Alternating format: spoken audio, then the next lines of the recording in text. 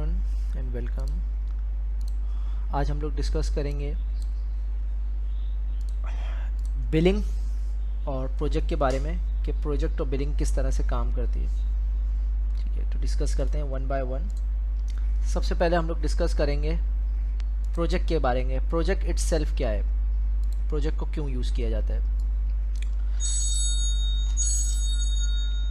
So Google GCP project from the basics of creating, enabling and using all GCP service include managing API, enabling billing, adding and removing collaborators and managing permission for GCP। आप जितनी भी resources बनाएंगे वो किसी ना किसी project के अंदर होगी। तो प्रोजेक्ट एक्चुअली एक बाउंड्री है, एक वर्चुअल डोमेन है जिसके अंदर आप तमाम रिसोर्सेज को क्रिएट कर सकते हैं। Resource can be your virtual machine, resource can be your network or can be anything related to GCP service। ठीक है, बट प्रोजेक्ट के अंदर ही बनेगा, प्रोजेक्ट के बाहर आप रिसोर्स नहीं बना सकते। जब तक प्रोजेक्ट क्रिएट नहीं होगा आप कोई भी रिसोर्स क्रिएट नहीं कर सकते। प्रोजेक्ट क्रिएट करने के बाद आपको उसके अंदर परमिशन सेट करनी पड़ती हैं, आपको बिलिंग अलर्ट सेट करने पड़ते हैं, आपको अकाउंट अटैच करना पड़ता है in order to use that project to create some services or resources। ठीक है, projects are logical unit which consume a bunch of resources। like I said कि project जो है उसको आप logical container बोल दें, logical unit बोल दें, organizational unit बोल दें, बट एक डोमेन एक isolated domain है जिसके अंदर आप मुख्तलिफ resources create करते हैं। एक प्रोजेक्ट की रिसोर्स आपको दूसरे प्रोजेक्ट में नज़र नहीं आएंगी।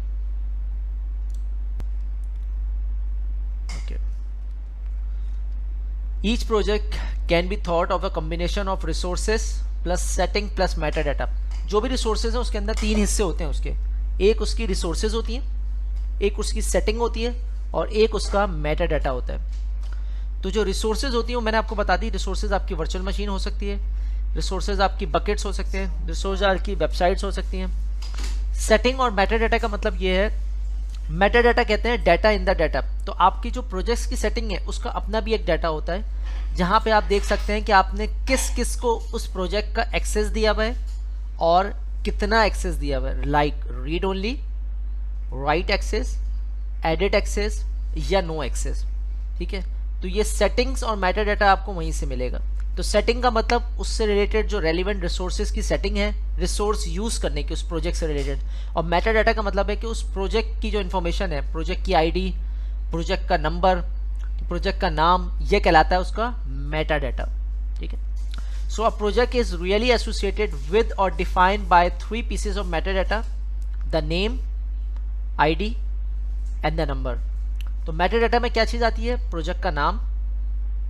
ठीक है, नाम आप अपनी मर्जी से रख सकते हैं, आईडी आप अपनी मर्जी से रख सकते हैं। अगर आपने आईडी अपनी मर्जी से नहीं रखी तो गूगल खुद जनरेट कर देगा। ठीक है, ID should be unique, ID एक जैसी नहीं होनी चाहिए। आईडी अगर एक प्रोजेक्ट की है तो वो प्रोजेक्ट पूरी गूगल क्लाउड में यूनिक है, ऐसा नहीं है कि सिर्फ आपके अकाउंट में यूनिक है, पूरे गूगल क्लाउड में यूनिक है। अगर आपने प्रोजेक्ट आईडी रखी उस्मान प्रोजेक्ट, तो हो सकता है उस्मान प्रोजेक्ट पहले से यूएस में किसी ने बनाया हुआ हो, तो आप उस जैसी प्रोजेक्ट आईडी नहीं रखते, आपको उस्मान प्रोजेक्ट 1 2 3 रखना पड़ेगा। तो गूगल आपको सजेस्ट भी करेगा कि यार Google project Usman project is already in use, you should consider the project 1 2 3, project 1 2 3 4 unique ID. इसकी और आसान एग्जांपल दूँ, आप डोमेन खरीदने जाते हैं, आप कहते हैं यार sadat.com के नाम से मैं एक डोमेन खरीदता हूँ, तो sadat.com हो सकता है दुनिया में किसी ने पहले खरीदा हो, तो वो जो डोमेन प्रोवाइडर है वो आपको कहेगा यार एक काम करें sadat.net ले लें, sadat.org ले लें, या एक काम करें sadat 1 2 3 ले लें, sadatKhan.123 ले लें। इस तरह के सजेशन देगा। तो यहाँ भी सजेशन आपको मिलेगी, जबकि प्रोजेक्ट नंबर जो होता है वो यूनिक होता है। मतलब वो यूनिक इस सेंस में कि उसको आप एडिट नहीं कर सकते, वो एक रैंडम जनरेट होता है।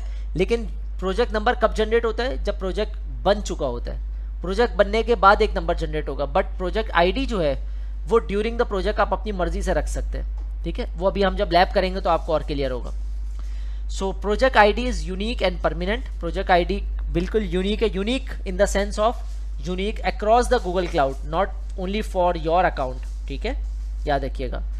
The project ID contains the project name which we have specified and the string of number which make it unique across GCP globally. यही मैंने आपको बात बताई कि वो इंटायर जीसीपी में जो है वो यूनिक है, वो सिर्फ प्रोजेक्ट आपके अकाउंट की बेसिस पे नहीं है वो।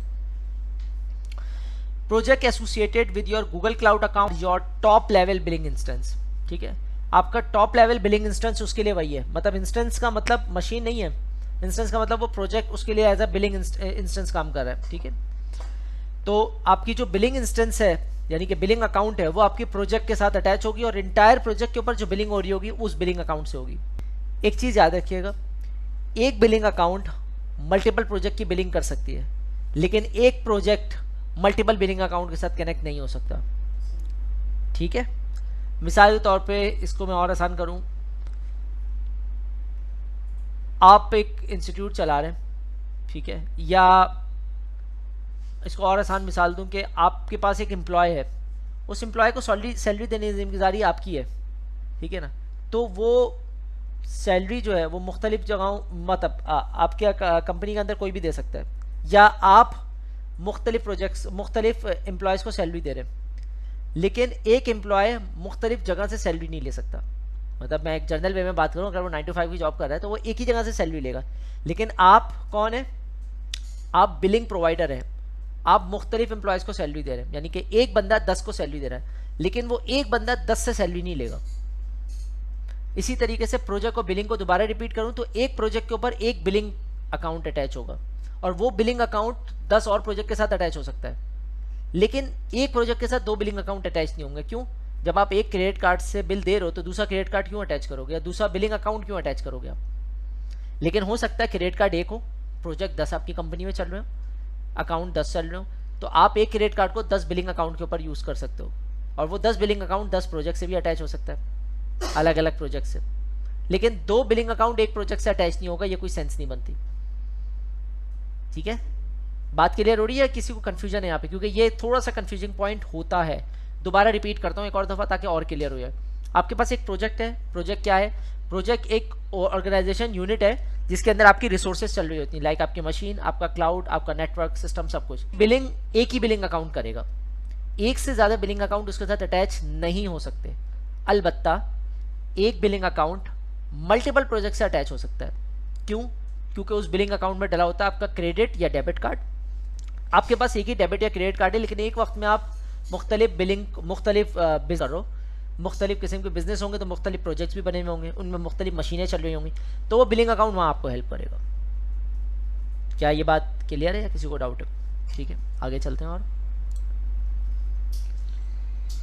What is an organization? Organization क्या चीज़ है? So organization resources is the root node in the Google Cloud platform. Resources hierarchy and is the hierarchical super node of projects. यानी कि organization के अंदर मुख्तलिफ प्रोजेक्ट्स होते हैं, ठीक है, मुख्तलिफ प्रोजेक्ट्स के अंदर मुख्तलिफ फोल्डर्स होते हैं, ठीक है, उसके अंदर मुख्तलिफ रिसोर्सेज होती है। So the organization ID is the unique identifier for an organization, ठीक है, and is automatically created when your organization resource is created. यानी कि आपके पास एक ऑर्गेनाइजेशन है, उसकी एक आईडी है। मिसाल के तौर पे शेरदिल आईटी एकेडमी एक ऑर्गेनाइजेशन है, उसके अंदर एक मेरा क्लाउड का डोमेन चल रहा है, मैंने उसके लिए क्लाउड का एक प्रोजेक्ट बनाया जिसमें आप लोग को लैब करवा रहा हूँ। हो सकता है अमेजोन वालों को भी गूगल क्लाउड पे लैब करानी पड़े, तो उस प्रोजेक्ट का नाम रखूंगा अमेजोन, एक का नाम रखूंगा एजोर स्टूडेंट्स। 3 प्रोजेक्ट बना दिए, तीनों में डिफरेंट स्टूडेंट्स काम कर रहे हैं, लेकिन वो अंडर द वन ऑर्गेनाइजेशन चल रहे हैं। तो ये क्या बना? हायरार्की बनी मेरी, ठीक है। उस हायरार्की को यूज करने के लिए मैं पॉलिसीज लगाऊंगा। अच्छा, ये भी हो सकता है कि एक बिलिंग अकाउंट अटैच करूं, वो बिलिंग अकाउंट जो है मुख्तलिफ प्रोजेक्ट्स के साथ अटैच हो ऑर्गेनाइजेशन लेवल पर। ये बात हमेशा याद रखिएगा और याद रखने वाली है कि बिलिंग अकाउंट प्रोजेक्ट के बाहर होता है। क्यों बाहर होता है? प्रोजेक्ट के अंदर भी हो सकता था वो, क्योंकि वो इंटायर प्रोजेक्ट की बिलिंग कर रहा है, तो वो प्रोजेक्ट के बाहर ही होगा ना। प्रोजेक्ट के अंदर होगा तो बिलिंग कैसे करेगा वो? और अगर प्रोजेक्ट के अंदर आ गया तो दूसरे प्रोजेक्ट की कैसे बिलिंग करेगा? ये वो सवाल आते हैं जो इंटरव्यू में अक्सर पूछे जाते हैं और स्टूडेंट कंफ्यूज हो जाता है। तो ये सवाल मैं आपसे पूछ सकता हूँ कि वो प्रोजेक्ट बिलिंग अकाउंट प्रोजेक्ट के अंदर होगा तो क्या नुकसान है? ठीक है, नहीं अटैच कर पाएगा ना। अगर आप किसी एम्प्लॉय के अंदर, मैं कंसल्टेंट हूँ, मैं कंपनी से बाहर हूँ ना, मैं आपका प्रोजेक्ट भी कर रहा हूँ, 10 और लोगों का प्रोजेक्ट भी कर सकता हूँ। लेकिन अगर मैं कंपनी के अंदर रहा तो मैं कंपनी के अंदर के तो प्रोजेक्ट करूंगा, बाहर के प्रोजेक्ट्स नहीं कर सकता एज अ कंसल्टेंट। क्या ये बात क्लियर हो रही है शुमाइला, उसामा, सब लोगों को? अच्छा जी, अब थोड़ा सा इसको स्ट्रक्चर वाइज समझते हैं। इमरान की स्क्रीन क्लियर है मेरी? ठीक है। अच्छा, relationship between organisation, project and resource. अभी तक तो हम थ्योरी पढ़ रहे थे, अब थोड़ा सा इसको स्ट्रक्चर वाइज समझते हैं। सबसे ऊपर जो आती है वो आती है ऑर्गेनाइजेशन। ऑर्गेनाइजेशन के बाद आते हैं कुछ फोल्डर्स। अच्छा, फोल्डर का काम टेक्निकली कुछ नहीं होता, फोल्डर का काम होता है आपकी हायरार्की को सीधी रखना।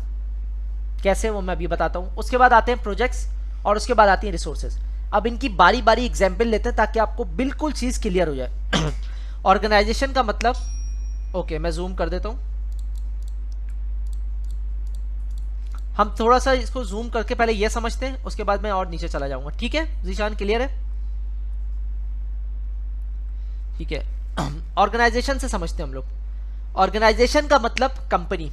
कंपनी कोई भी हो सकती है, ठीक है। मैं अपनी ले लेता हूँ, शेरदिल IT अकेडमी। उसके अंदर आते हैं फोल्डर्स। फोल्डर्स का क्या मतलब है? फोल्डर्स का मतलब है आपके डिपार्टमेंट्स।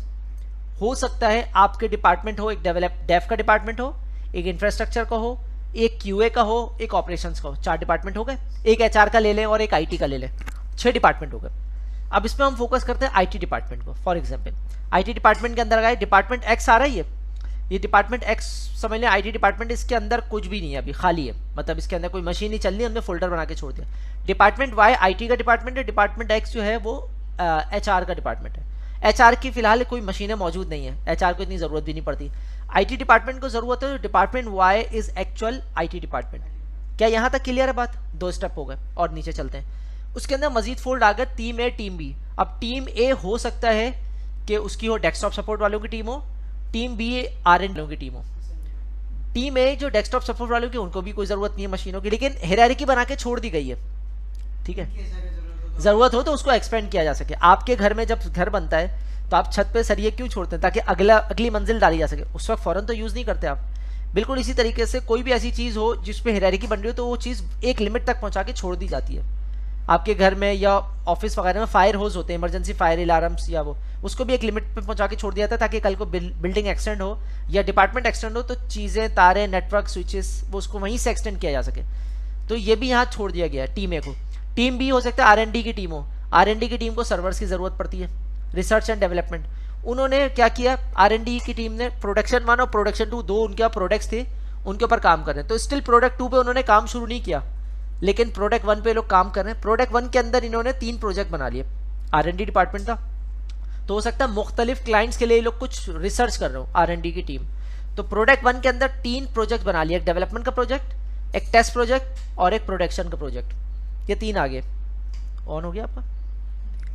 ये 3 प्रोजेक्ट्स आ गए। अब बारी आ रही है प्रोजेक्ट की।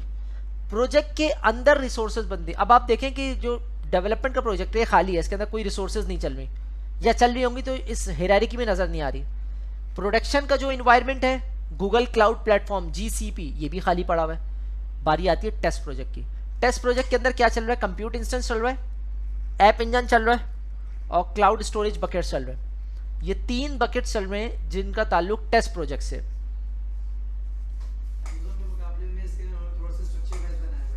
हाँ, स्ट्रक्चर वाइज मौजूद है ये।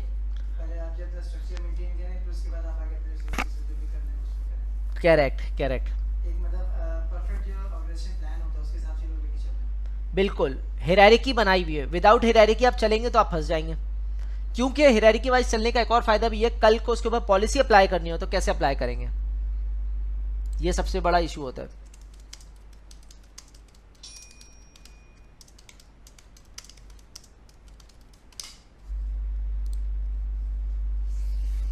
ठीक है।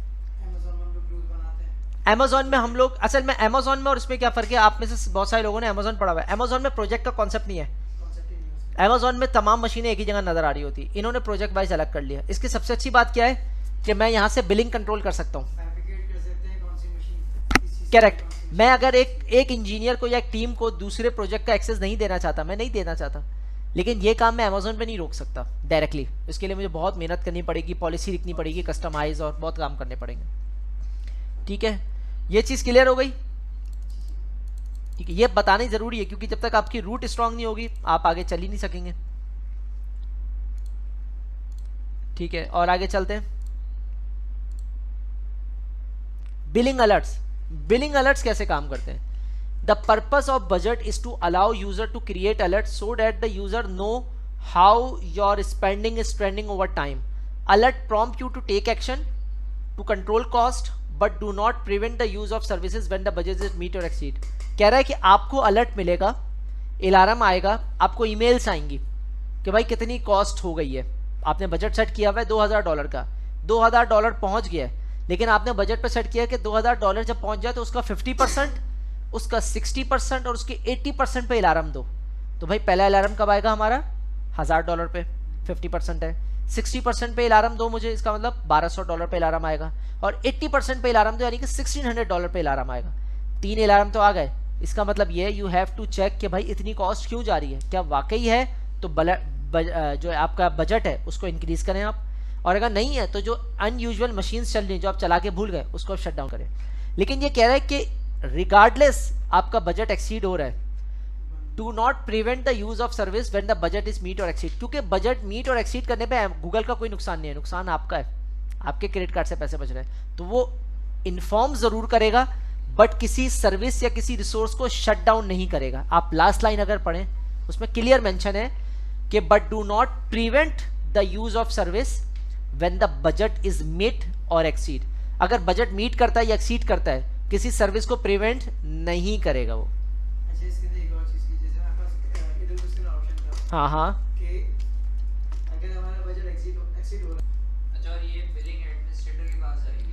ओके, ये नहीं, इनका सवाल है भाई ये बिलिंग एडमिनिस्ट्रेटर के पास जाएगी? नहीं, ये हर उस बंदे के पास जाएगी जिसका ईमेल एड्रेस आपने डाला हुआ है. अलबत्ता इसकी जो चेंजेस है वो बिलिंग एडमिनिस्ट्रेटर कर सकता है, बस बिलिंग यूजर भी नहीं कर सकता. बिलिंग यूजर को आपको परमिशन देनी होगी, ठीक है ना. अभी हम बात करेंगे कि कौन कौन कर सकता है कौन नहीं कर सकता. तो की पॉइंट समझने बिलिंग अलर्ट के जो बहुत जरूरी है. Number 1, to set the budget alert user must be a billing administrator. Billing user और बिलिंग एडमिनिस्ट्रेटर ये दो रोल हैं परमिशन के. बिलिंग यूजर होगा तो चेंज नहीं कर सकता, बिलिंग एडमिनिस्ट्रेटर होता तो सेट भी कर सकता है, मॉडिफाई भी कर सकता है. Number 2, to help user with project planning and controlling cost user can be apply budget alerts to either a billing account or a project. अच्छा, user can apply budget alert to either billing account or a project. या तो आप billing account पे लगा दें या project पे लगाते हैं. दोनों में फर्क क्या है, कोई बता सकता है मुझे? मैं बताता हूँ. बिलिंग अकाउंट के अंदर मल्टीपल प्रोजेक्ट्स. यस, आप हो सकता है आपके माइंड में ये बात हो कि यार मुझे $2000 सेट खर्च करने, रिगार्डलेस 10 प्रोजेक्ट हो या 10,000 प्रोजेक्ट हो. अब आपने बिलिंग अलर्ट पे, बिलिंग अकाउंट पे वो अलर्ट लगा दिया $2000 का. अब उसके अगेंस्ट में 5 प्रोजेक्ट चल रहे हो, एक की $10 बिलिंग हुई है, एक की $500 बिलिंग हुई है, एक की $700 हुई है. ओवरऑल कंप्यूट सम कितना आ रहा है? $2000 तक आएगा, अलर्ट आ जाएगा. दूसरा इसने बोला हो सकता है रिगार्डलेस आपको फिक्र ही नहीं है पैसों की, आप कह रहे हो यार इस प्रोजेक्ट पे, ये जो डेफ का प्रोजेक्ट है इस पे $20 से ज़्यादा खर्च नहीं होने चाहिए और जो मेरा प्रोडक्शन है उस पर $2000 से ज़्यादा खर्च नहीं होने चाहिए. दोनों के अलर्ट आएंगे, लेकिन आपका टोटल बिल $2020 हो जाएगा. क्या दोनों चीज़ें क्लियर हो रही हैं? प्रोजेक्ट लेवल पर उस वक्त लगता है जब आपको प्रोजेक्ट लेवल की बिलिंग अलर्ट को रोकना होता है, लेकिन अगर आप अपनी जेब को देख के इस्तेमाल कर रहे हैं तो रिगार्डलेस जितने भी प्रोजेक्ट हो आप ओवरऑल कॉस्टिंग जो बिलिंग निकल रही है उसको देखते हैं. फॉर एग्जाम्पल आप किसी फैक्ट्री में जाते हैं, वहाँ बिजली का बिल या गैस का बिल जो होता है, टेक्सटाइल इंडस्ट्री वहाँ गैस के बिल 8-8 लाख 10-10 लाख रुपए आते हैं. वो ये नहीं देखते कि किस इन्वायरमेंट में या किस डिपार्टमेंट में कितनी गैस इस्तेमाल हो रही है. ओवरऑल बिलिंग कॉस्ट को अगर उन लोगों को कम करना है तो वो मेन उस पर काम करेंगे.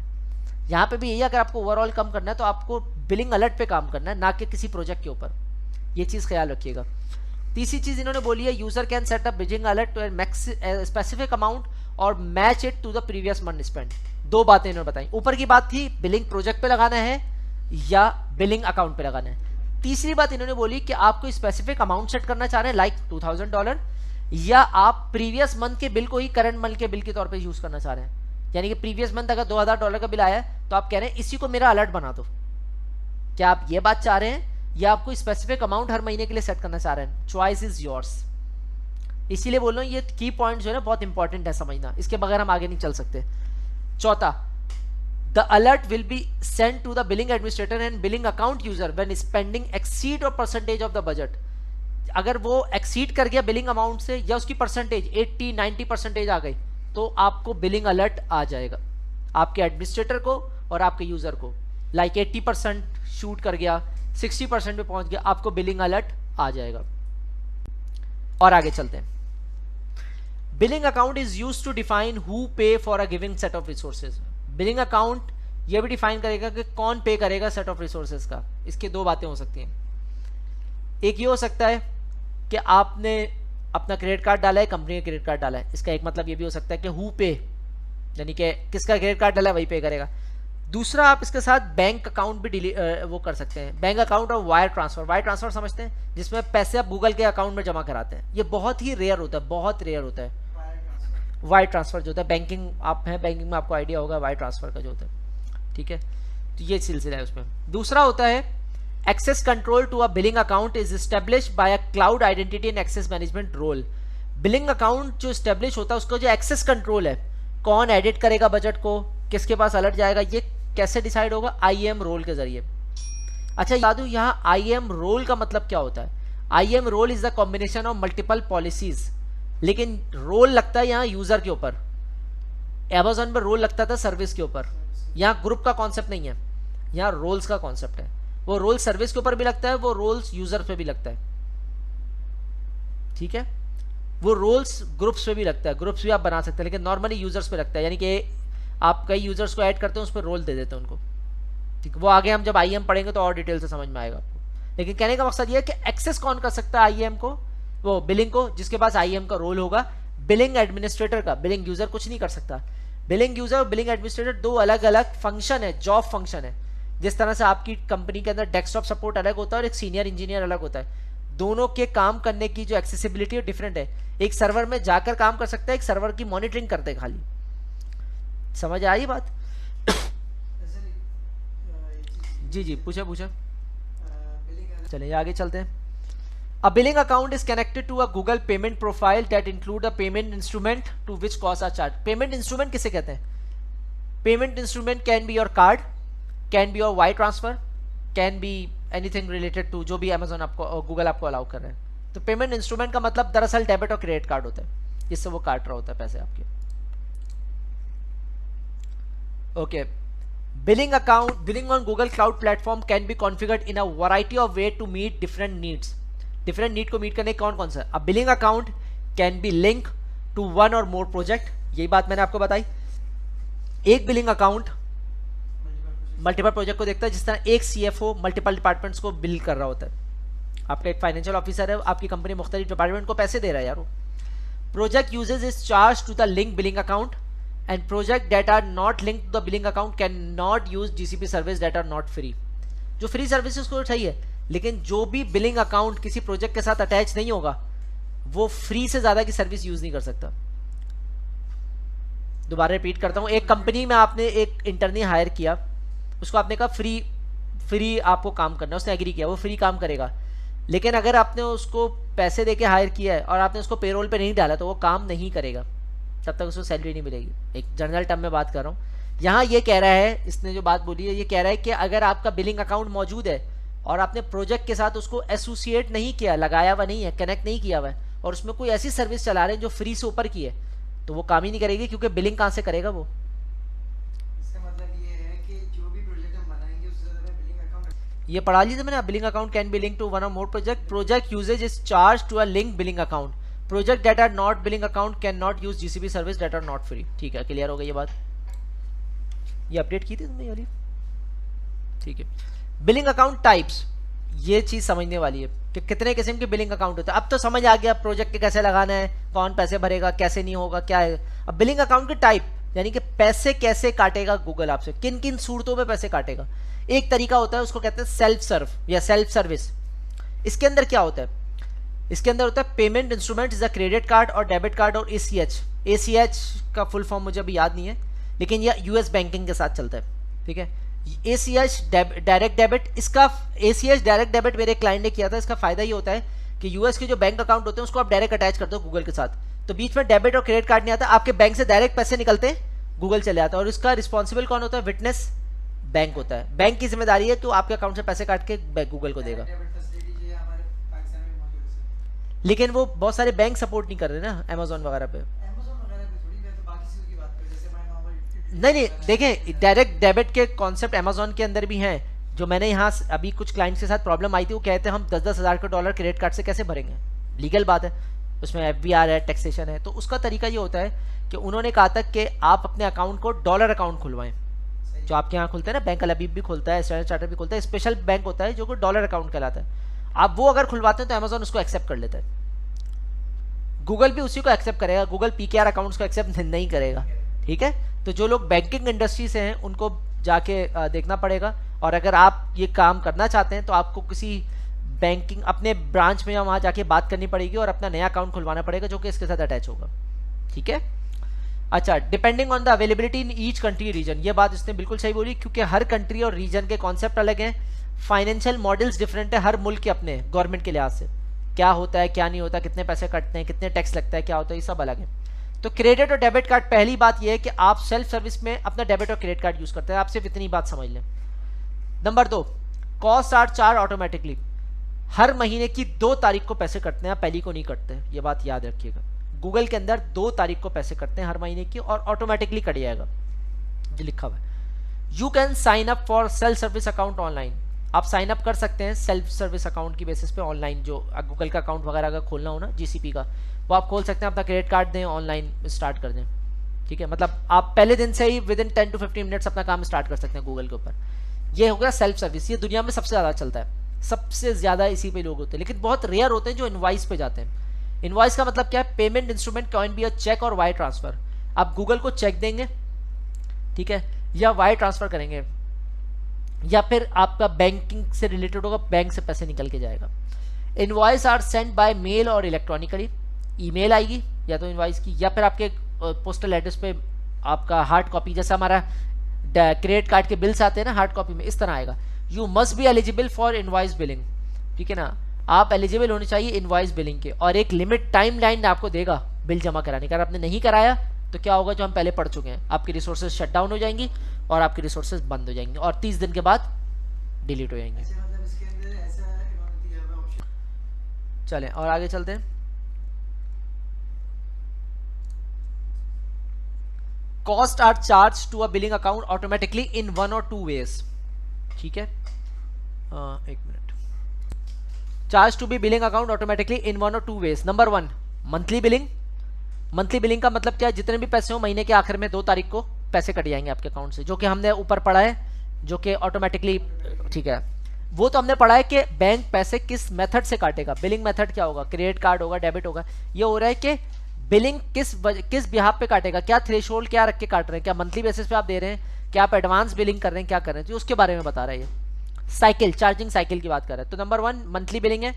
नंबर 2 थ्रेशोल्ड बिलिंग है। थ्रेशोल्ड बिलिंग का मतलब ये है कि आपने उसमें रखा है कि जब भी मेरे अकाउंट में $2000 की ट्रांजेक्शन हो जाए, मतलब $2000 की रिसोर्स यूज कर लूँ, तुम पैसे काट लेना, चाहे महीने की 2 तारीख हो, चाहे 10 तारीख हो, 15 हो, रिगार्डलेस महीना शुरू हो रहा हो या खत्म हो रहा हो, दोनों सूरतों में आपकी थ्रेशोल्ड लिमिट क्रॉस कर गई, आप पैसे काट लें मेरे अकाउंट से। अच्छा, इसके अंदर कहता है कि invoice billing accounts are always billing monthly, self serve billing account can use monthly or threshold billing.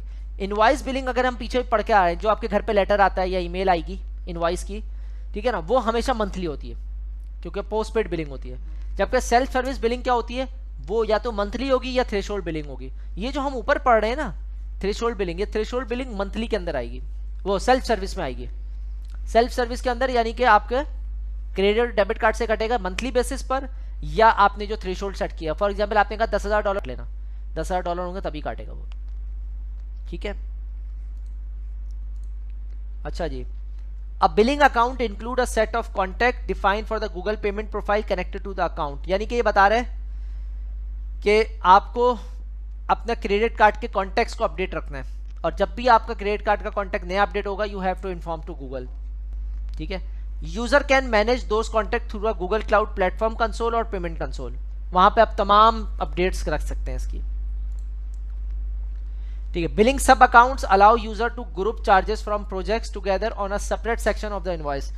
Billing के सब अकाउंट्स भी बनते हैं, वो क्या करते हैं, user to group charges from projects together on a separate section of the invoice. Invoice के अंदर सेपरेट सेक्शन बने होते हैं कि प्रोजेक्ट 1 ने $10 खाए, 2 ने $20 इस्तेमाल किया, प्रोजेक्ट 3 ने $25 इस्तेमाल किया, तो एक इनवॉइस में सब अकाउंट्स आ जाते हैं, ठीक है। अच्छा, अ बिलिंग सब account is a billing account with a billing linkage to a reseller master billing account on which the charge appear। यानी कि बिलिंग सब अकाउंट का मतलब ये होता है कि आपके पास कई दूसरे प्रोजेक्ट्स और कई दूसरे गूगल अकाउंट चल रहे होंगे शायद, ठीक है। उसके अंदर आपका एक बिलिंग मास्टर अकाउंट होगा, उसके साथ सब बिलिंग अकाउंट्स होंगे, लेकिन पेमेंट कौन करेगा? मास्टर अकाउंट करेगा। सब बिलिंग अकाउंट्स अपने अपने इनवॉइसेस जनरेट करेंगे, लेकिन पैसे कटेंगे मास्टर अकाउंट से। Amazon में इसको पेयर या पेई अकाउंट कहते हैं। पेयर अकाउंट वो जो पे कर रहा होता है, पेई अकाउंट वो जो पे दूसरों से लेके कर रहा हो या दूसरों पे डिपेंडेंट हो।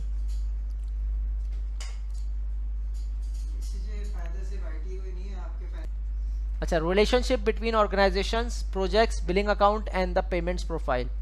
So two type of relationship governs the interaction between billing accounts, organization and projects ownership and the payment linkage। इनके बारे में रिलेशनशिप बता रहे, जितनी हम पीछे पढ़कर आ रहे हैं उनके दरमियान रिलेशनशिप बता रहे हैं। कह रहे हैं ownership refer to the cloud IAM permission inheritance. Ownership का मतलब है जो हम आइडेंटिटी एंड एक्सेस मैनेजमेंट की जो आपको रोल्स देंगे उसकी परमिशन इनहेरिटेंस कितने नीचे तक जाके आप उसकी परमिशन को अप्लाई कर रहे हैं या यूज कर रहे हैं। दूसरा आता है पेमेंट लिंकेज, डिफाइन विच बिलिंग अकाउंट पे for the given project. Payment linkage define करेगा कि कौन सा बिलिंग अकाउंट आपके गिवन प्रोजेक्ट को पे करेगा या उसके बिहाफ पे करेगा। 10 बिलिंग अकाउंट है, कौन सा बिलिंग अकाउंट इस पर्टिकुलर प्रोजेक्ट के लिए पे करेगा। नंबर 3 आखिर में क्या बोल रहा है? The following diagram show the relationship of ownership and payment linkage of the sample organization. आए डायग्राम देखते हैं और डायग्राम को थोड़ा सा बड़ा करते हैं ताकि चीज समझ में आ जाए। अगर आप देख रहे हैं पेमेंट प्रोफाइल कहाँ है? बाहर मौजूद है। पेमेंट प्रोफाइल का मतलब आपका क्रेडिट कार्ड या दूसरी भी चीजें जो आपकी, वो किससे अटैच है? बिलिंग अकाउंट से। बिलिंग अकाउंट किस लेवल पर है? ऑर्गेनाइजेशन लेवल पर। ऑर्गेनाइजेशन लेवल से नीचे बना हुआ, यानी कि बिल्कुल सेपरेट है, लेकिन वो अटैच हो सकता है ऑर्गेनाइजेशन से या वो अटैच हो सकता है प्रोजेक्ट से। फोल्डर से अटैच नहीं हो सकता, ठीक है। तो वो ऑर्गेनाइजेशन से अटैच होगा तो सारे प्रोजेक्ट के पैसे वही देगा। प्रोजेक्ट लेवल पर अटैच होगा तो जिन प्रोजेक्ट के साथ अटैच है उनके पैसे देगा वो। अब प्रोजेक्ट के अंदर अदर रिसोर्सेज आ गए, डीबी आ गई, वीएम्स आ गई, ये प्रोजेक्ट के लेबल्स आ गए। तो बिलिंग अकाउंट बेसिकली एक्स्ट्रा है, लेकिन मुख्तलिफ प्रोजेक्ट्स के पे कर रहा होता है वो। अच्छा, अब आ जाते हैं। अच्छा जी, relationship between organisation, project, billing account and profile. इसको थोड़ा सा और समझते हैं। पीछे जो हमने डायग्राम गुजरी है उसमें क्या लिखा हुआ है? In the diagram the organization has ownership over the billing account and projects 1, 2, 3, meaning that it is the cloud IAM permission parent of the 3 project. तो पीछे हमने जो देखा है वो प्रोजेक्ट 1, 2, 3 है, 3 प्रोजेक्ट है, meaning that is the cloud IAM permission parent to 3 project. यानी कि ऊपर ऑर्गेनाइजेशन लेवल से आईएम की पॉलिसी लगी है जो तीनों प्रोजेक्ट पर आ रही है और उसके अंदर इनहेरिट भी हो रही है। यानी कि जो ऑर्गेनाइजेशन लेवल पर जिसके पास एक्सेस प्रोजेक्ट, बल्कि प्रोजेक्ट के अंदर की रिसोर्सेज को भी काम कर सकते हैं।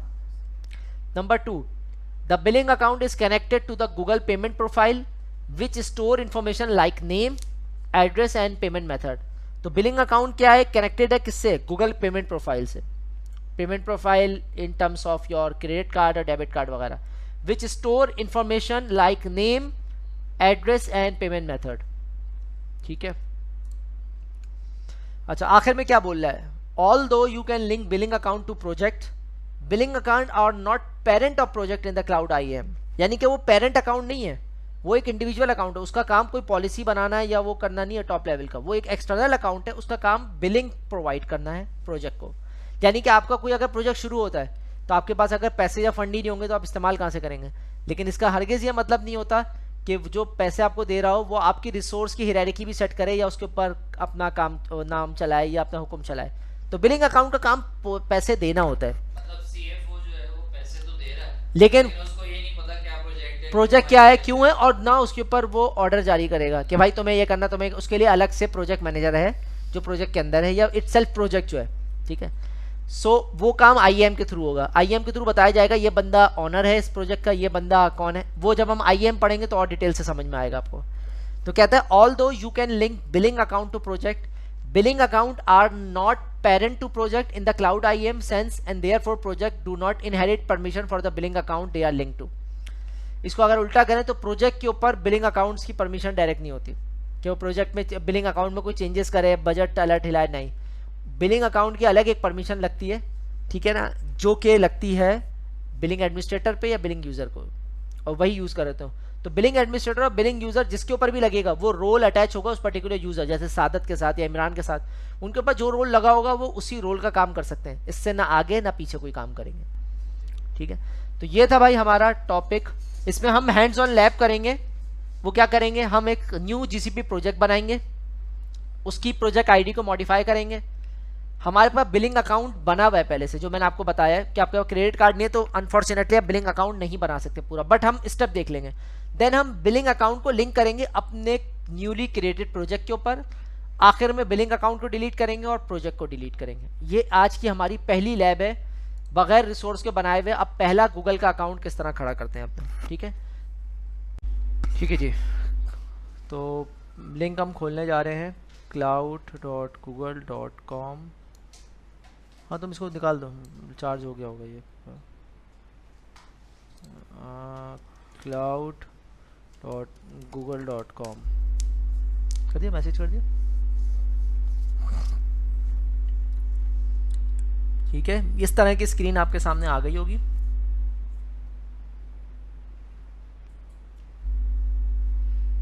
गेट स्टार्टेड फॉर फ्री अगर आप फर्स्ट टाइम अपना अकाउंट बना रहे हैं। ठीक है, अदरवाइज आप साइन इन करें। तो आप लोग शायद फर्स्ट टाइम अकाउंट बना रहे होंगे अपना, तो आप फ्री करके ज्वाइन कर सकते हैं, वरना आप ये देखें, इसमें ज्वाइन करके देखें आप ज्वाइन कर पा रहे हैं या नहीं।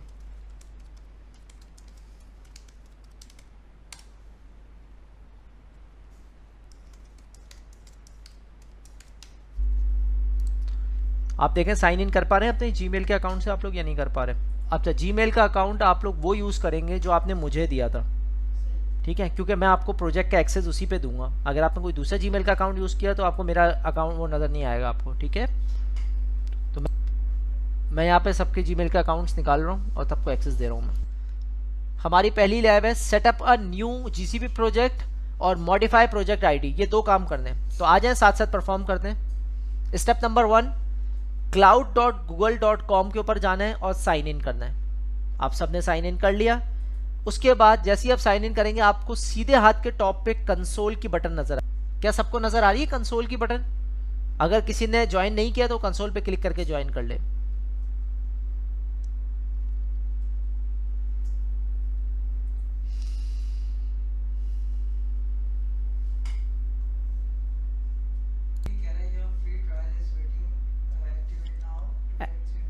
यस, वो एक्टिवेट का मतलब क्या है? एक्टिवेट का मतलब आपको क्रेडिट कार्ड डालना है।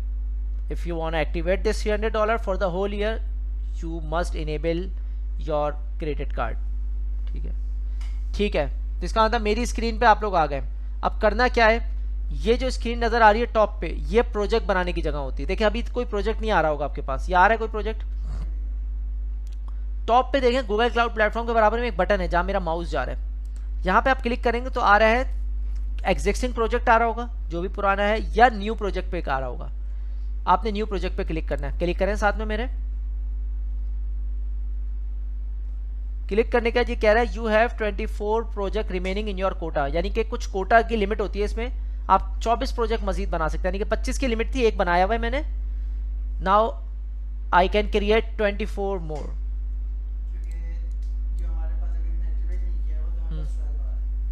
हाँ सही है, सही है, इट्स ओके, डजंट मैटर, वो डिफरेंट है। हाँ, शुमाइला का 11 आ रहा है, इसका मतलब शुमाइला के पास एक मौजूद होगा, शायद इन्होंने पिछले बैच में बनाया होगा। आप फर्स्ट टाइम बनाना है, आपके पास 12 आ रहा होगा, तो ये वेरी करता रहता है।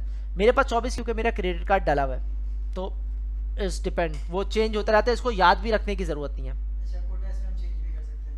कोटा चेंज कर सकते हैं। कोटा क्या चीज़ है वो मैं बता देता हूँ। आप याद करें अमेजोन पढ़ाते वक्त हम सर्विस लिमिट इंक्रीज करते थे। मैंने पढ़ाते वक्त कुछ एरर आया था तो मैंने अमेजोन पे सपोर्ट टिकट खोला था कि यार ये 5 बीपीसी की लिमिट है, please enable it to 50 BPC.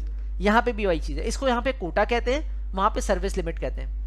दोनों को कंपैरिजन लेके चलें तो मज़ा भी आएगा पढ़ने में, और आपकी मेमोरी भी समझने में भी आसानी होगी, और आपकी नॉलेज में भी इजाफा होगा, क्योंकि आप सब अमेजोन पढ़कर आ रहे हैं। ठीक है, चलें जी स्टार्ट करते हैं। मैं यहाँ रख रहा हूँ GCP 03। आप GCP 03 ना रखें, आप कुछ और नाम रख दें, हैं आप अपने नाम से बना लें नेम। मैं GCP 03 क्यों रख रहा हूँ? क्योंकि मुझे आप लोगों को लैब करवानी है आगे, तो मैं इसको डिलीट नहीं करूँगा। GCP 03 रखने के बाद नीचे देख रहे हैं प्रोजेक्ट आईडी क्या आ रही है मेरी वाली, GCP 03255715। मैं इसको थोड़ा सा जूम इन कर लेता हूँ। GCP 325575। अच्छा मैंने क्या कहा था, हम इसको एडिट कर सकते हैं, बट कब तक, जब तक मैंने प्रोजेक्ट नहीं बनाया हो।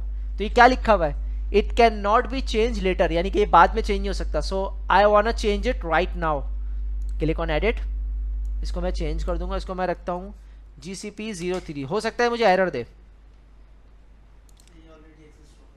एरर नहीं, एरर क्या दिया, एरर जानबूझ के लेकर आया हूं मैं ताकि आपको नजर आए कि क्या क्या लिमिटेशन है। Number 1, project ID must be between 6 and 30 character. ये 6 कैरेक्टर तो नहीं है मेरे पास। Project ID can have lower case letter, digit और hyphens and must start with the lower case letter. Number 1 GCP small में आएगा, 003 कर देता हूँ। Project ID is not available, it means कोई और यूज कर रहा है इसको। तो मैं काम करता हूँ, प्रोजेक्ट आईडी GCP 123 कर देता हूँ,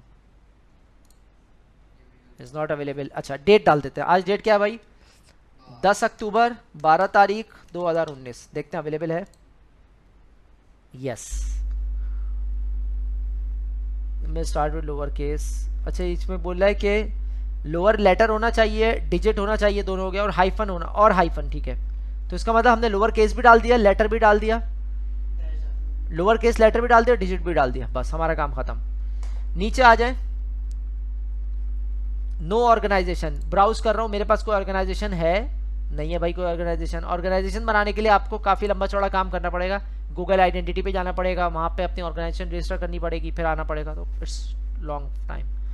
ये रहा मैनेज कोटा, अगर आपको कोटा बढ़ाना है आप इस पर क्लिक कर दें, बट फिलहाल हमें ये नहीं करना। हमें दो काम क्या करने हैं, अगर आप चैट बॉक्स में देखें, पहला क्या था, setup a new GCP project, दूसरा क्या था, मॉडिफाई प्रोजेक्ट आईडी। क्या हमने दोनों काम कर लिया? क्या आपको यहाँ तीसरी चीज नजर आ रही, प्रोजेक्ट नंबर कहीं पे क्यों नहीं आ रही? प्रोजेक्ट नंबर, जब तक प्रोजेक्ट जनरेट नहीं होगा उस वक्त तक नंबर नहीं आएगा। लेकिन उस वक्त आप क्या नहीं कर सकते, उस वक्त आप प्रोजेक्ट आईडी चेंज नहीं कर सकते। तो दोनों बातें सामने रखनी है, नंबर कब मिलेगा और आईडी कब बदल सकते हैं, ठीक है। अब मैं क्रिएट करने जा रहा हूँ उसको, नीचे आ रहा है क्रिएट, ठीक है, I am going to create this.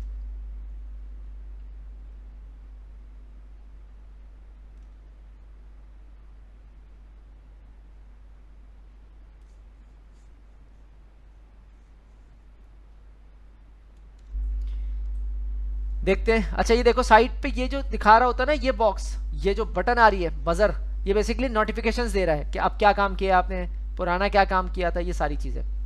तो GCP 02 पे जाता हूँ तो मुझे यहाँ देखो कुछ और नजर आ रहा होगा, नजर आ गया GCP 03, जबकि GCP 02 में क्या है, मैसिव पेन, ये पुरानी आईडी है। अच्छा GCP 03 पे मैं क्लिक कर रहा हूँ, मैं कह रहा हूँ भाई GCP 03 दिखाओ अंदर क्या क्या चीज़ है इसमें।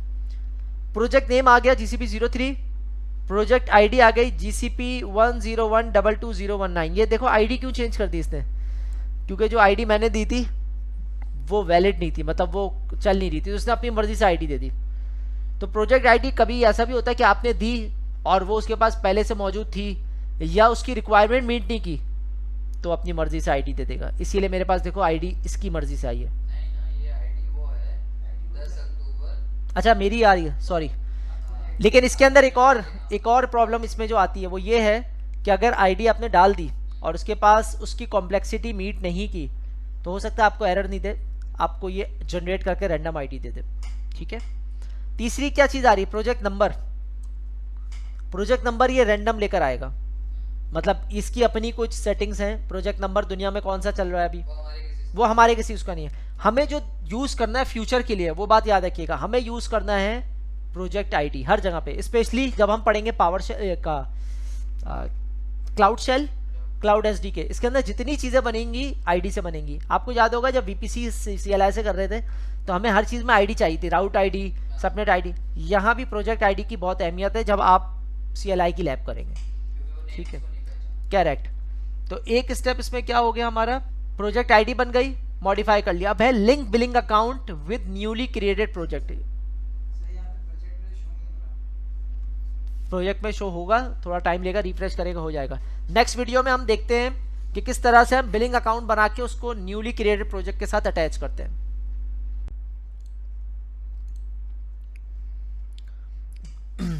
अच्छा दूसरी जो सर्विसेज हैं उनको थोड़ा सा देख लेते हैं। आज इंशाल्लाह ये आपकी सर्विसेज खत्म हो जाएंगी तो हम क्लास एंड कर देंगे, ठीक है। और कोशिश हम यही करेंगे कि हम 7 बजे शुरू करके 8:30 पौने 9 या मैक्सिमम 9 बजे तक हम ख़त्म कर दें, 9 से आगे ना ले जाएं। 7 से 10 का टाइम था, लेकिन हम 9 बजे तक रखेंगे ताकि जो वीकेंड वाले लोग हैं उनको भी फैमिली के लिए टाइम मिल जाए। ठीक है, अच्छा जी। Access context manager, access context manager क्या कहता है? Allow Google cloud organisation administrators to define fine grain attribute based access control for projects, apps and resources. तो जो एट्रीब्यूट्स होते हैं यानी कि आपके प्रोजेक्ट्स, ऐप और रिसोर्सेज की, उनकी फाइन ग्रेन एट्रीब्यूट्स बेस्ड जो कंट्रोल होता है वो करता है। फाइन ग्रेन का मतलब क्या होता है? किसी बंदे को मशीन की राइट का एक्सेस देना है, रीड का एक्सेस नहीं देना फॉर एग्जांपल, या रीड का एक्सेस देना है, राइट का एक्सेस नहीं देना। ये थोड़ा सा फाइन ग्रेन पॉलिसीज आ जाती हैं, तो उसके लिए आप कॉन्टेक्स्ट मैनेजर को यूज़ करते हैं। BigQuery data transfer service. अच्छा, बिग क्यूरी मैंने आपको पहले ऊपर पढ़ाया था कि BigQuery basically SQL query based service होती है, और ये डाटा ट्रांसफर सर्विस यहाँ पे हेल्प आपको करती है कि BigQuery automate data movement from SaaS application to BigQuery on a schedule management basis. क्योंकि देखिए बिग क्यूरी अलग से इस्तेमाल नहीं होगी, बिग क्यूरी किसी ना किसी सर्विस के साथ अटैच होकर आप इस्तेमाल करेंगे।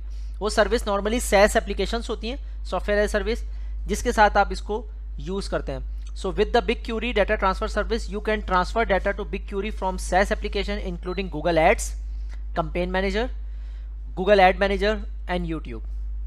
ठीक है, तो इनके थ्रू, क्योंकि जैसे कि अभी शुमाइला डिस्कस कर रही थी, गूगल एड्स के अंदर से टैग्स निकलते हैं, हैश टैग्स आते हैं या नेम कॉन्टैक्ट्स आते हैं, वो बिग क्यूरी में जाते हैं। बिग क्यूरी उसको मशीन लर्निंग के साथ यूज़ करते हुए आपको बहुत सारी सर्विसेज प्रोवाइड कर रहा होता है related to ads and marketing. Cloud asset inventory. Cloud asset inventory is an inventory of cloud assets with history. It enables user to export cloud resources metadata at a given time stamp or cloud resources metadata history within the time window. So SS window क्या करेगा?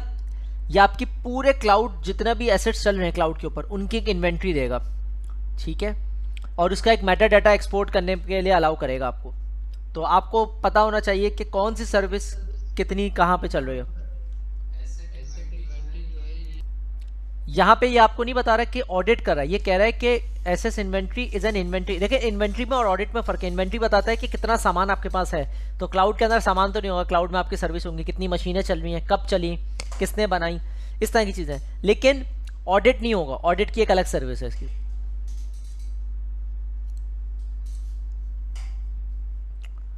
अच्छा, cloud SDK, Google cloud SDK software development kit है। जिस तरह AWS CLI होती है, इस तरह क्लाउड एसडीके एक CLI टूल होता है जिसको आप डाउनलोड करते हैं, जिसके साथ इसका पूरा मॉड्यूल डाउनलोड होता है उसका, आपकी कमांड्स का, जो कि आप इसको यूज़ करते हैं। तो मैं आपको इसकी थोड़ी सी शक्ल यहाँ दिखा देता हूँ।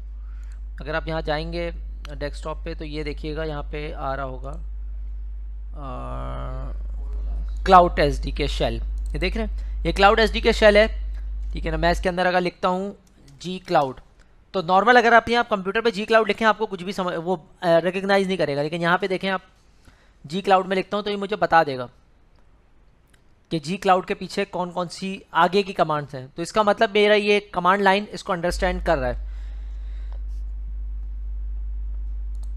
ठीक है। मैं अभी आपको दिखा देता हूँ जब कंप्लीट होता है। ये देखें, ये एरर इसने दिया है क्योंकि कह रहा है जी क्लाउड के साथ बहुत सारी सर्विसेज आ रही हैं, ऐप है, जी क्लाउड कंटेनर है, आप क्या चलाना चाह रहे हैं। हाँ, और ये 27% रिजल्ट दिखाया है, अभी मजीद बाकी है रिजल्ट 73%। तो कहने का मकसद ये है कि जी क्लाउड एसडीके आप जब डाउनलोड करेंगे तो आपका CLI कैपेबल हो जाएगा अंडरस्टैंड करने के जो CLI की कमांड्स होती हैं। क्लाउड सिक्योरिटी कमांड सेंटर, ये क्या काम करता है? Cloud security command centre help security teams gather data, identify threats and act of them before they result in business damage or loss। तो cloud security command centre basically आपको एक information देता है कि आपके सिस्टम पे कहाँ कहाँ पे थ्रेड्स हैं, कहाँ कहाँ पे एक्सेस खुला हुआ है, उसको बंद करें। अमेजोन इसकी जगह पे देता है, गार्ड ड्यूटी भी है और अमेजोन ट्रस्टेड एडवाइजर भी देता है, दोनों काम दे रहा है। ओके, क्लाउड सोर्स रिपोजिटरीज क्या काम करती है? Cloud source repositories provide Git version control to support collaborative development of any application और service including those that run on app engine and compute engine. So source repositories क्या है? Source repositories वही है जहां पे आपका गिट वर्जन रखे होते हैं। अमेजॉन इसी जगह पे कोड कमिट देता है आपको, जिस तरह आप में से बहुत सारे लोग गिटहब यूज कर रहे होंगे, बिट बकेट यूज कर रहे होंगे, तो ये एक सोर्स रेपोजिटरीज है जिस तरह गिट रेपो होती है। Cloud storage transfer service, cloud storage transfer service क्या करती है? ये basically quickly and cost effectively transfer data from S3 और other HTTPS location to Google cloud storage. यानी कि अगर गूगल क्लाउड स्टोरेज में डाटा लाना चाहते हैं तो आप S3 बकेट से ला सकते हैं अमेजोन से, और किसी और HTTP या HTTPS लिंक से डाटा को कॉपी कर सकते हैं। हो सकता है आप अमेजोन से गूगल ड्राइव से करना चाह रहे हो, आप गूगल ड्राइव का लिंक दें, पूरा डाटा यहाँ मूव हो जाएगा। बट गूगल ड्राइव में वो चीज़ पब्लिक होनी चाहिए, अदरवाइज ऑथराइजेशन का इशू आएगा। गूगल क्लाउड कंसोल ऐप, ये कंसोल ऐप वही है जो cloud.google.com आप खोलते हैं तो एक ऐप आ जाती है आपके सामने, ये वही ऐप है ये, जिसके ऊपर हम लैब परफॉर्म करेंगे।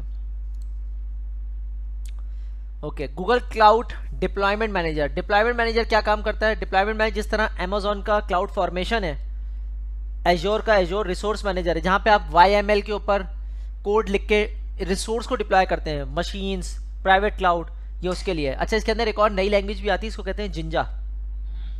जिंजा इसमें चलती है, जिंजा और YML, इसके अंदर JSON नहीं चलती।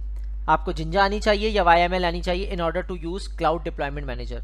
इस infrastructure as code service. Cloud identity and access management, ये वो सर्विस है जिसके थ्रू आप अपने यूजर्स को ऑथेंटिकेशन एंड ऑथराइजेशन देंगे। यानी कि ये मैं आपको सर्विस दूंगा अपने क्लाउड के ऊपर कि आप मेरी क्लाउड पे आके लैब करें। कितने लेवल का एक्सेस होगा वो यहाँ पे आप जब हम IAM को डिटेल से पढ़ेंगे तो समझ में आएगा। जैसे कि ऑनर एक्सेस, व्यूअर नहीं 4 किस्म के होते हैं, जिसके अंदर एक pre define, primitive access, pre define access और कस्टम एक्सेस। इसकी डिटेल्स हम पूरी पढ़ेंगे IAM जब हम पढ़ेंगे। Cloud Google cloud resource manager API, ये क्या काम करती है? ये programmatically manage Google cloud platform container resources such as organization and projects, इसको हेल्प करती है और इसको सपोर्ट कर रही होती है, देख रही होती है। That allow you to group and hierarchically organize other Google cloud platform resources. यानी कि आपकी आगे जाके आप पढ़ेंगे जिसके अंदर आपकी एक हायरार्की बनी हुई है, ऑर्गेनाइजेशन है, ऑर्गेनाइजेशन के अंदर मुख्तलिफ प्रोजेक्ट्स हैं, हर प्रोजेक्ट्स में मुख्तलिफ फोल्डर्स हैं, हर फोल्डर्स में मुख्तलिफ रिसोर्सेज मौजूद हैं, तो उसको मैनेज करने के लिए API है। एक बात याद रखिएगा, जब आप गूगल क्लाउड पे काम करते हैं तो अगर आपको किसी नई सर्विस पे काम करना है गूगल क्लाउड पे, you must have to enable that API in that specific project. आपने उस प्रोजेक्ट में जाके उसकी API इनेबल करनी है, तब जाके वो रिसोर्स आपको नजर आएगी सर्विस, अदरवाइज वो सर्विस नजर नहीं आएगी। ठीक है, हाँ सही है, ठीक है। अच्छा जी, लास्ट वीडियो में हमने देखा था क्लाउड रिसोर्स मैनेजर API, उसको हमने डिस्कस किया था। अब स्टार्ट करते हैं क्लाउड सिक्योरिटी स्कैनर से। सो क्लाउड सिक्योरिटी स्कैनर करता क्या है? It's a web application security scanner that enable developers to easily check for a subnet of a common web application vulnerabilities in a website built on app engine and compute engine। तो basically ये वर्नेबिलिटीज़ बताता है किसकी?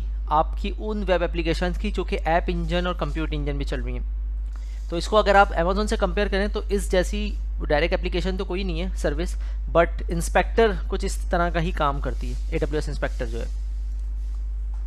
Cloud shell क्या काम करता है? Cloud shell जिस तरह क्लाउड SDK काम करता है बिल्कुल वैसे ही काम करता है। CLI बेस्ड कंसोल है, लिनक्स का एक पोर्टल आपको मिलता है कंसोल बेस, जो कि क्लाउड के ऊपर डिप्लॉय होता है, यानी कि इट्स मैनेज सर्विस और फ्री ऑफ कॉस्ट है। बजाय इसके कि आप अपना क्लाउड SDK इंस्टॉल करें और नॉर्मल अपने सिस्टम पे CLI इंस्टॉल करके यूज़ करें, जैसे कि ये है, आप गूगल क्लाउड के ऊपर एक एक्टिवेट कर सकती हैं cloud shell for a limited period of time, और उसके बाद वही सारे काम आप कर सकती हैं जो कि आप क्लाउड SDK से करती हैं। सिर्फ डिफरेंस क्या है कि क्लाउड SDK को ऑथेंटिकेट करना पड़ता है, क्लाउड शेल को ऑथेंटिकेट नहीं करना पड़ता, क्योंकि आपके वो प्रोजेक्ट के अंदर चल रहा है, इट्स ऑटोमेटिकली ऑथेंटिकेटेड। तो दरअसल वो बैक एंड पे एक 5 GB की मशीन मिलती है आपको, लिनक्स की एक सेशन मिलता है 5 GB का, जिसके अंदर आप अपना कोड भी ऐड कर सकते हैं। फॉर एग्जांपल मुझे गूगल ऐप इंजन से कोड डिप्लॉय करना है, तो मैं क्लाउड शेल के एडिटर में जाके वो फाइल्स रख दूंगा अपनी ऐप इंजन की और वहीं से डिप्लॉय भी कर लूँगा। तो ये काम आप क्लाउड शेल के थ्रू करते हैं, it's free of cost. Google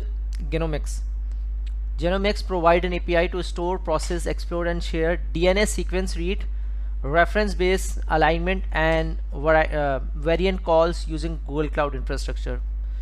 So जो DNS सीक्वेंस रीड्स होती हैं या रेफरेंस बेस्ड अलाइनमेंट्स जो हैं, मैंने इसको डायरेक्टली यूज़ नहीं किया, बट आई थिंक ये कुछ मेडिकल से रिलेटेड है आई थिंक, क्योंकि इसमें कुछ सर्विसेज ऐसी हैं जो मेडिकल जो वो है इंडस्ट्री है उसके अंदर इसको यूज़ किया जाता है, जिसके अंदर एक ये है, एक हेल्थ चेक से रिलेटेड एक एप्लीकेशन है, ठीक है। तो ये वो सर्विसेज हैं जो हेल्थ केयर्स में यूज़ करते हैं। परसिस्टेंट डिस्क जिस तरह से आप अपनी गूगल अमेज़ॉन की मशीन के अंदर हार्ड ड्राइव अटैच करते हैं, EBS इलास्टिक ब्लॉक स्टोरेज, यहाँ पे उसको परसिस्टेंट डिस्क कहा जाता है, जो कि बेस्ड होती है SSD यानी कि सॉलिड स्टेट ड्राइव और HDD यानी कि हार्ड डिस्क ड्राइव के ऊपर, ठीक है। यह आपकी नॉर्मल गूगल कंप्यूट इंजन के साथ अटैच होकर चलती है। गूगल सर्विस कंट्रोल क्या है? Is a Google cloud platform infrastructure service that provide control plane functionality to manage service such as logging, monitoring and status check. So Google service control क्या करता है? क्लाउड प्लेटफॉर्म का infrastructure है जो provide करता है आपको control plane functionality such as logging, monitoring and status check, यानी कि गूगल की जो प्लेन है, गूगल का जो इंफ्रास्ट्रक्चर है उसके ऊपर जो लॉगिंग हो रही होती है उसकी, वो आपको प्रोवाइड करता है। गूगल सर्विस मैनेजर क्या काम करता है? Service management is a Google cloud platform infrastructure service that manage API and services including GCP service and APIs and service creating user Google cloud and points. यानी कि service management help करता है और manage करता है Google GCP की service की APIs को और एंड पॉइंट API को, एंड पॉइंट जिसके अंदर आप API गेटवे वगैरह यूज़ करते हैं। गूगल सर्विस कंज्यूमर मैनेजमेंट क्या काम करती है? Provide utilities to help service producers manage their relationship with their service consumers including the ability to create and manage tenancy unit. So consumer unit basically provide करता है relationship with the service consumers, यानी कि जो आपकी consumer services हैं, जिस तरह आप API इनेबल करते हैं गूगल क्लाउड के ऊपर, API इनेबल होने के बाद मुख्तलिफ सर्विसेज होती हैं, उनके दरमियान जो API लिंक्स होते हैं, उनके दरमियान जो कंज्यूमर सर्विस है, ठीक है, उनको कनेक्टिविटी में हेल्प करता है और उनको मैनेज करता है। ये कुछ सर्विसेज ऐसी हैं जो हम शायद फ्रंट एंड पे डायरेक्टली यूज़ नहीं करते, ये सर्विसेज बैक एंड पे चल रही होती हैं और कनेक्टिविटी में हेल्प कर रही होती हैं। तो बहुत सारी कुछ सर्विसेज में ऐसी हैं जो इटसेल्फ सर्विस नहीं है, बल्कि वो हेल्प करती हैं बैक एंड पे, जैसे API इनेबल करना, एंड पॉइंट बनाना, ठीक है ना, और गूगल कंसोल के लॉग्स लेना। ये तमाम सर्विसेज हैं जो आपको डायरेक्टली नज़र आ रही होंगी, इसको आपको इनेबल करने की ज़रूरत नहीं है। ट्रांसफ़र अप्लायंस क्या है?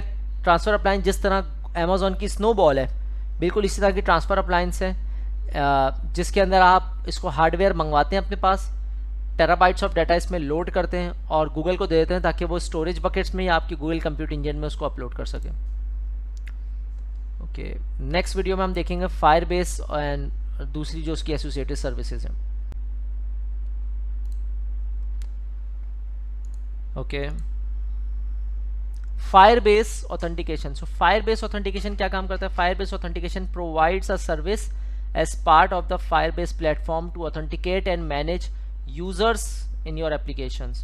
So Firebase authentication provide करता है service as a part of the Firebase platform. Firebase basically क्या है? जिस तरह Kinesis के अंदर Firehose होता था वहाँ पे Amazon पे, इस तरह यहाँ Firebase authentications होती हैं। तो Firebase authentication ये क्या काम करता है? ये basically users को authenticate करता है उनकी applications के अंदर, ठीक है। AWS के अंदर इस सर्विस को कहा जाता है Cognito। जो कॉग्निटो होती है उसका काम एप्लीकेशंस की ऑथेंटिकेशंस होती है, यहाँ पे फायरबेस ऑथेंटिकेशन करता है। फायरबेस टेस्ट लैब ये क्या काम करता है? Lets you test your mobile app using your test code और automatically on a wide variety of devices and devices configuration hosted in a Google data centre. ये क्या काम करता है? आप में से अगर कोई किसी ने सॉफ्टवेयर हाउस में काम किया हो तो सॉफ्टवेयर हाउस में जो एप्लीकेशन बनती है वो जाती है QA डिपार्टमेंट के पास। QA डिपार्टमेंट उसको मुख्तलिफ डिवाइसेस पे चेक करता है, लाइक एंड्रॉयड पे, आईफोन पे, आईपैड पे और सैमसंग के मोबाइल्स वगैरह पे। गूगल कहता है कि आप परचेज़ ना करें बल्कि हम आपको उसका इमोलेटर दे देंगे, तो वो टेस्ट लैब कहलाता है। अमेज़ॉन के अंदर उसको कहा जाता है डिवाइस फार्म कहा जाता है, जहाँ पे आपको इमोलेटर्स मिलते हैं एंड्रॉयड, के मैक के और एंड्रॉयड के, आईफोन, आईपैड, सैमसंग, मुख्तलिफ हार्डवेयर दिए जाते हैं जहाँ पे आप टेस्ट करते हैं, तो उसके इमुलेटर्स यहाँ प्रोवाइड किए जाते हैं। Google cloud function for Firebase, cloud function serverless architecture है फॉर फायरबेस। तो फायरबेस क्या काम करता है, let you write code that respond to events and invoke functionality expose other Firebase features.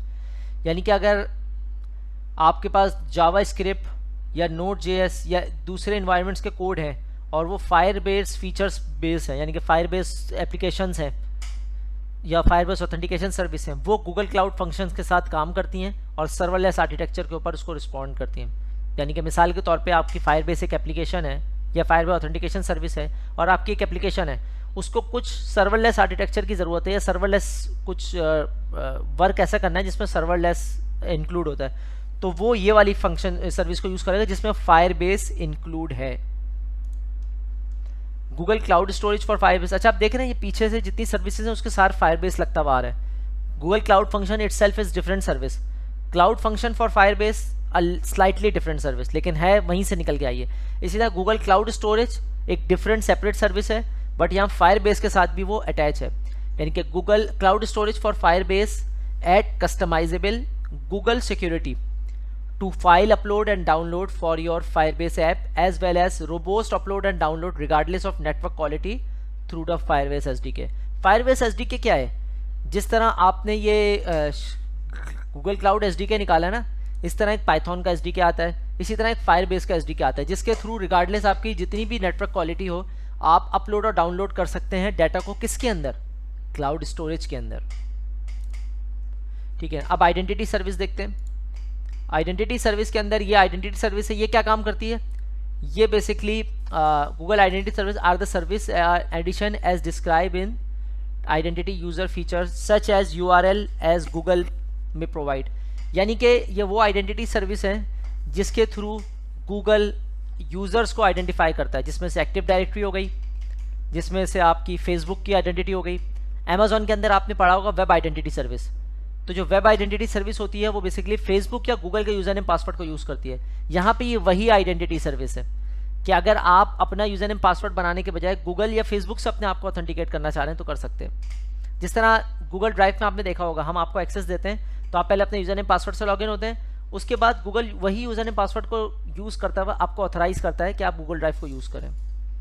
अच्छा, नॉर्मल गूगल की 62 सर्विसेज हैं, ऊपर नीचे हो सकती हैं, हो सकता है अब 65 हो गई हो या 70 हो गई हो। ठीक है, इसमें से 28 जो है normal Google cloud platform service है, 9 सर्विस मशीन लर्निंग की हैं, 10 नेटवर्क की हैं। ये अप्रॉक्सीमेट है, ठीक है ना, ऊपर नीचे हो सकती हैं।